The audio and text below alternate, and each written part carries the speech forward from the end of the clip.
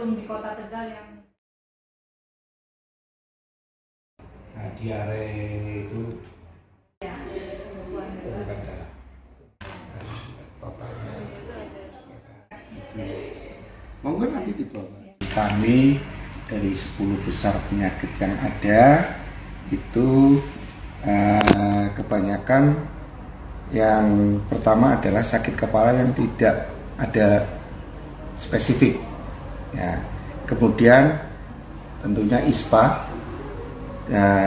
diagnosia penyakit lambung dan batuk seperti itu. Ini disebabkan untuk masyarakat supaya berhati-hati, artinya tetap menjaga kesehatan. Satu adalah adanya pancaroba. Kemudian ini yang ramai kan El Nino yang ada di sekitar kita. Kemudian yang ketiga adalah yang kemarin momen Hari Raya Idul Fitri, yang tadinya makan mungkin terkendali dengan puasa, setelah Lebaran menjadi cacar-ucah yang menyebabkan kadang lupa masyarakat bahwa itu merupakan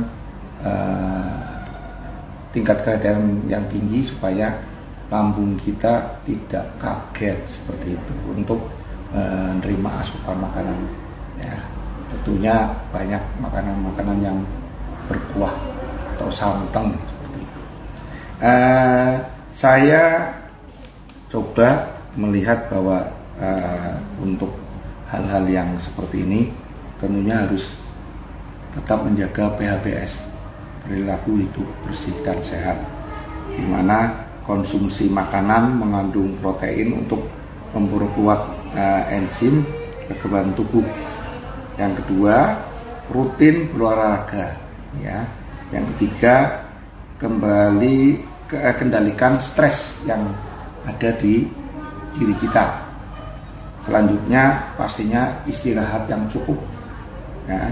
Kemudian ini yang kadang orang malas untuk minum air putih, paling tidak itu sekitar 2 liter per hari.